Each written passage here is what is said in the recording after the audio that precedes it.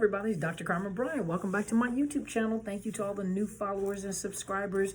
Thank you for joining this tribe. They are supportive. I'm telling you, this is a awesome tribe. I wish you guys were around when I was recovering from what I went through. So I just wanted to come on just briefly because this is October. So this is Domestic Violence Awareness Month.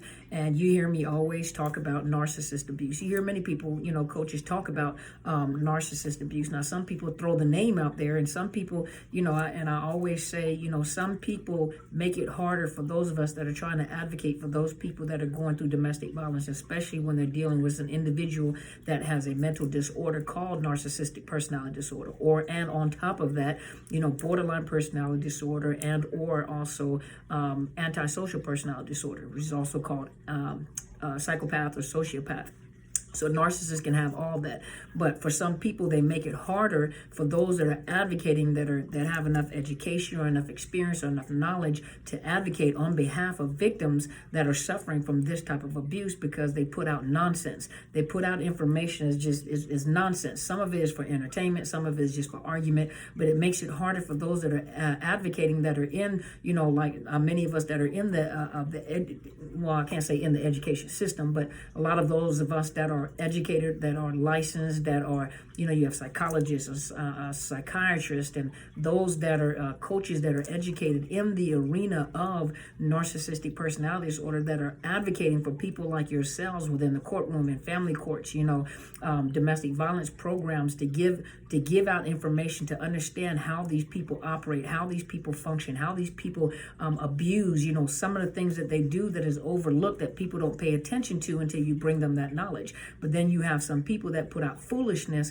and so it makes it harder for us because people don't believe us either, because they think that we're grouped along with just some foolishness and arguments and just opinions. It's okay to have opinions and okay to be entertained, but when it comes to advocating for people, you need some people that are knowledgeable, that can bring information to, the court systems and other people in a intellectual, educational way. People don't want to hear nonsense in the courtroom. People don't want to hear opinions in the room. Give us facts to help us to understand what it is we're talking about. So it does make it harder. And then when everybody just calls everybody a narcissist, some people are just uneducated. Well, I'm not going to say uneducated. Some people are just, what's the word I'm looking for? Some people are selfish. They're immature, not uneducated, but they're immature, haven't grown up, players, some of them are teenagers. This is like a process that teenagers go through. And so it makes it harder for us to advocate and teach people when people are just putting out nonsense. And so you have to find those coaches that are bringing you some valid information that resonates with you, first of all, because narcissist abuse is domestic violence. And because of the fact, ethically, we can't just call everybody a narcissist, because everybody's not a narcissist. And then, of course, when you give us cases, we can't just say, yes, this definitely is a narcissist. It requires a clinical assessment to assess someone, to diagnose them with narcissistic personality disorder. And for some cases, it's complicated to pick up on the narcissist abuse, because they're going to be the narcissistic personality disorder, because they're going to be on their best behavior when they come into a clinic or when they come into private practice. Sometimes it took me a while to pick up on the fact that they had narcissistic NPD, in other words, NPD. And a lot of times what was presented, the first thing that I saw was the borderline personality disorder, and it was distinct. It was distinct, and it was blended in together. And so there is a high percentage of those that have borderline personality disorder that also have narcissistic personality disorder simultaneously, or other, diagnosis, PTSD, anxiety, depression, autism, on the autistic spectrum, schizophrenia, they can have everything. It's just one personality disorder on the scale, it's one personality disorder, and then they can have all sorts of other things, just like if you have heart disease, that doesn't take it away from being obese, then having diabetes, from having high blood pressure, but all that is interconnected, right? Or having other health, but you can have other health issues. So you can have other mental health issues along with narcissistic personality disorder, but it is domestic violence, and domestic violence is perpetrated. And what we're talking about is a person that could possibly have NPD and fits in at least 5 out of 9 of the traits for under the DSM for the traits of narcissistic personality disorder. The best person to be able to pick up on that is the person that's closest to the person, which is a person that's in the home with them or that has a close relationship with them, because you'll pick up on things that the therapist won't pick up on. And of course, if you're dealing with a covert narcissist, they're not going to let the outside world see what's going on the inside world. Just like the gremlins that I showed you guys, you got the gremlin during, that the people that see, the cute little gizmo, and then you see that old gremlin at night, that big monster with the big ears at night, and that's what the family sees. And so you guys can pick up just by listening to these videos, though you may not be able to pinpoint and say definitely they have. At least one thing you can say, they fit these characteristics, they fit these behavior patterns. You know better than most of us know, because we're not in your house, and what people won't pick up on and won't believe you know what you witness in your house. You know what you witness in your house. And so domestic violence, you have to understand this. Most people think that when someone says you are a victim or you're a survivor of domestic violence, sometimes people don't understand what domestic violence is, and they associate it with just physical violence. Well, he doesn't or she doesn't touch me, she doesn't hit me, and a lot of times it also comes from the perpetrator themselves. It's called domestic violence if I was beating your butt. I've heard them say that before. That's not domestic violence. Domestic violence if I was beating your butt every day. If I put my hands on you, that's domestic violence. That's not domestic violence. And you're trying to explain to this disordered individual that is domestic violence, that is abuse. No, it's not. I'm not touching you. You have to remember, physical abuse is even standing in your space and pointing their fingers in your face. Remember Lilo and Stitch? I'm not touching you. I'm not touching you. I'm not touching you. A narcissist does that too. They'll stand in your face. They'll get into your personal space. They'll get face to face with you where they're spitting in your face while they're talking. That's called physical abuse. They're taking up your space. It's power and control. Or if they're arguing with you, won't let you out of the room, or they take your car keys away because you're going to hear what they have to say, and they're not going to stop arguing with you until they have the last word. Some of you experience the sleep deprivation. You're arguing with them and you're keeping your boundaries, and you're not going to get them, they're not going to get you're not going to change your mind about something that that is truth or is your boundary. So they'll sleep deprive you. They'll keep you up, won't let you go to sleep, keep turning on the lights, pulling off the blanket, yelling and screaming. And it's almost like your nerves, because the more tired you get, the more tormented you are, the more anxious you get, the more angry you get, and then you explode. Then when you explode and go chase after them or put your hands on them, then the police is called, and you're the crazy one.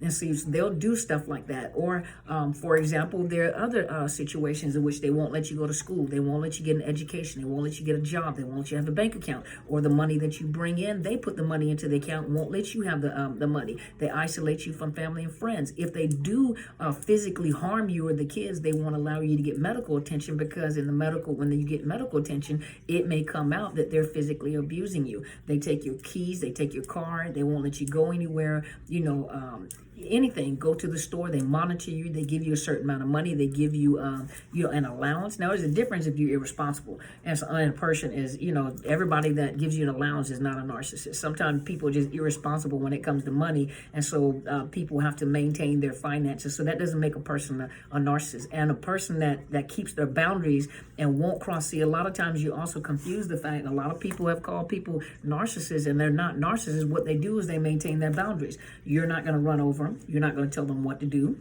You're not going to respond, just like in emails. You just don't respond when you decide that you want us to respond, or I'm going to pick up the phone when you decide that I need to pick up the telephone, or this is what you need to do, or you need free services, and if you don't get what you want, then that person is a narcissist. Well, a lot of times when victims come out of these situations, they picked up narcissistic traits, because this is things that have happened to you. This is how the narcissist has handled you. If you can't get what you want, then you're going to manipulate to get what you want, because that's how you got what you needed when you were in a relationship with a narcissist, and you've watched them do things, so you've grown up and picked up on some of their strategies or their tactics, and so you use it. You come out and you use it on people around you, and so you can't get your way, because a narcissist wouldn't let you have your way, and in a negative way. They won't let you have money. They want you, and they always down you. They always have something negative to say, so you're triggered. And so everybody that you meet that may have, or people that you meet that have boundaries, people that say no, you think they're killing you. Oh my gosh, you're killing me. You're hurting me so bad. People with boundaries hurt people that don't have boundaries. That's just how it works. You're offended at people that have boundaries when a person that doesn't have boundaries is offended by a person that has boundaries. And so a lot of times victims and survivors of abuse, domestic violence in general, are offended by people that have boundaries, or they can't manipulate, or they can't get to move, or they won't do what they want them to do, or they won't respond the way that you want them to respond. I'm hurting. And then also you coming out with all this pain and this hurt.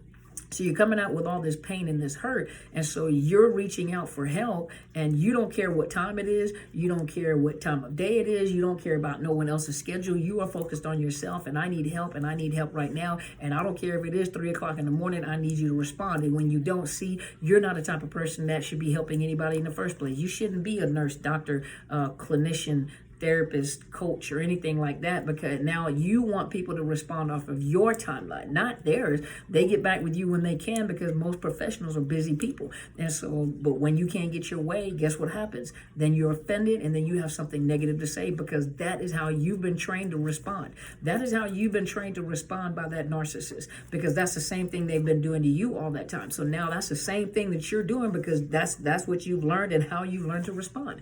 And so there are other ways of abuse.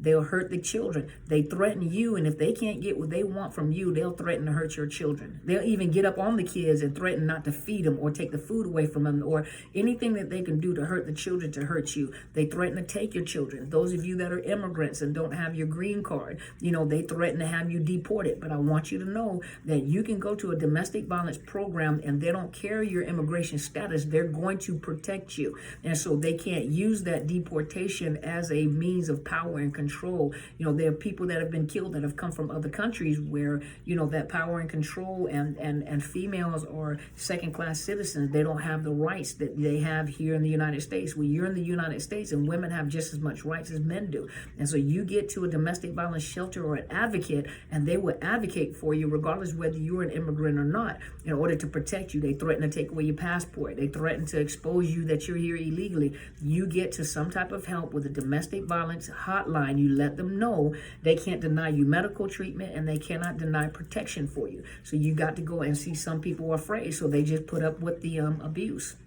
There are other things like, let's think, threaten to take your children away in court. Some of you have become stay-at-home moms. Some of you are actually stay-at-home dads, but then your finances have been limited. So they have finances and you don't. And so what they'll do is they threaten to take away your children because you can't support them anyway. And if you decide to leave, I'm going to take you to court, and I'm going to take everything that you love, and that's your children. And so most people decide to stay because of the fact that they don't want their children to leave. And they think, if I just stay with the kids, and when the kids get older, then I leave. Some of you guys have been so battered that, by the time the kids leave, you still don't have nowhere to go.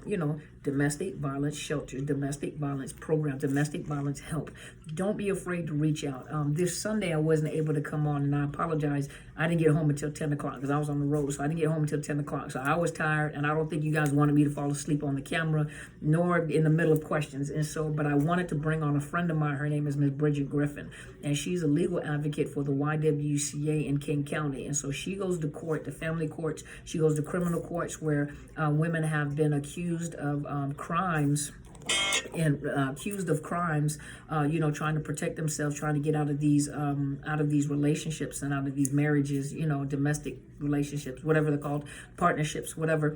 But she goes to court with them, and she has some really good information, for many of you guys. I was going to bring her on one of my cameras. I probably have to get the Zoom and see if I can connect it to YouTube and on Facebook at the same time, so she can come on live and you guys can hear. If not, she'll probably come on live on the Facebook, and you guys will just have to listen on YouTube as she's talking to me, and you guys can ask her questions. I'm going to try to bring her on next Sunday if we have time, so that you guys can ask her questions.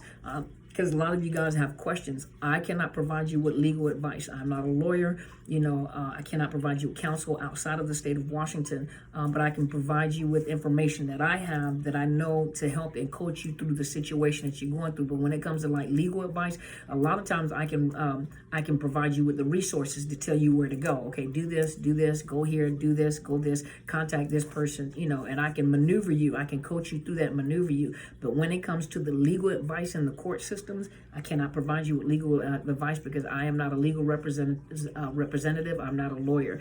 However, Bridget, on the other hand, though she's not a lawyer, she's a legal advocate, and she'll tell you certain things that you can do to protect yourself and what to be aware of in the courtroom. I provide you with the emotional support because I can tell you mentally what you're going to go through. I can tell you the games that they're going to play, and I can tell you what you need to do and how to position yourself to make sure that you don't go overboard within the courtroom and things fall apart for you. But hopefully this has helped you. But this is Domestic Violence Awareness Month, October. And so I want to come on and just talk about domestic violence and narcissist abuse, as we go. So I'll think of some topics, but I want to make sure, I want to say thank you to all the followers. And I want to say that you guys are my heroes because a lot of you guys have survived some horrible things. I've seen many stories. I've heard a lot of stories, being a counselor, being a coach. You guys have shared a lot of personal information with me, and some of that is just horrifying. Some of the things that people have been through, make you look at your own self like, well, dang, must not have been that bad for me, but you have to remember that everybody experiences things differently. Everybody, there's strength that people have that other people don't have. What you experience might be horrible for someone else, but to you, you're like, that's not a big thing, and then you hear other people's stories and you're shocked at the fact that they survived. Sometimes when you look at your own story, you shocked that you survived, And so I want to commend each and every one of you, those of you that are trying to get out, those of you that have gotten out, and those of you that are starting all over again. We hear you. We are a part of this community. I'm a survivor, and many of you guys are survivors, and you can do it. You can do it. You can do it. I'm telling you, you can do it. And we are here to support you. We are here to applaud you, even if it's an hour of no contact. You made it through a day of no contact. It's just like coming off of a drug. 1 day of sobriety, 1 day of no contact. You keep on pushing it, and we're here to support you. Make sure you go to my mentors page. Helen Sadler, Destiny Helper. She brings you a perspective about narcissist abuse from a spiritual perspective, while I bring it to you from experiential, clinical point of view, and then I kind of integrate that together to make it, bite-sized pieces where you understand what we're talking about. Calling all empaths as well. If you think you're an empath, you just absorb and feel everything. There is a conference coming up on the 24th of October from 10 a.m. Pacific Standard Time to 2 p.m. Pacific Standard Time, which is 4 hours, and it's $80. The registration is coming out soon. Go to my community tab and check it out. I will be with Helen Sadler, Destiny Helper. She's the host, and she's going to be educating you about empaths. She's going to provide you with the spiritual aspect of it, not the mysticism, not the witchcraft portion of it. She's going to provide you with information, because you remember she is a senior pastor as well. She's going to provide you with some information about the empaths, to encourage the empath, to help the empath grow, to help you discover yourself. And I provide you with some perspective from a clinical perspective concerning an empath and what I've seen in a clinical setting. So you guys make sure you register. The registration should be coming out this week. So you guys make sure you register so you can come on Zoom and you can see the people that you love the most on there. We're going to talk to you. My mother and I are going to be on there to talk to you about the empath. And to encourage you guys so that you can grow and you can understand, so you don't think that you're so awkward and so weird. You're not awkward or weird. You're very special. And we want to make sure that we recognize you and encourage you. Also, I do have a book, Unmasking the Illusion of Perfection. Make sure you get that book.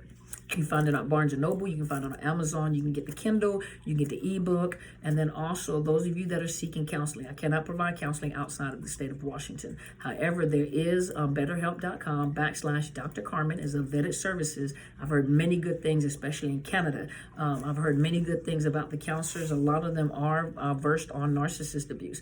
But when you vet the counselor, ask them questions like, do you understand domestic violence? Do you understand post-traumatic stress and complex post-traumatic stress? Do you understand parental alienation? Do you understand the effects of the of psychological abuse? Ask them questions like that.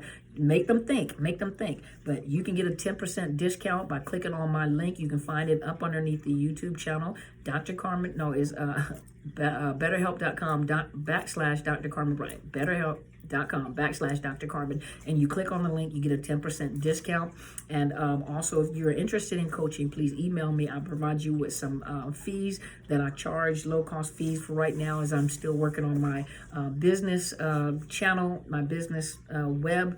And so you guys know I've just moved into my new office, and so my desk, well, you guys can't see it, my desk is in there. It just came in, so I'm trying to set that up. After I get off this camera, I'm gonna go set up my desk so I can finally get the camera up on the table. So I appreciate your support. You guys are awesome, awesome, awesome. Make sure you subscribe. Thank you so much, and you guys go and be great.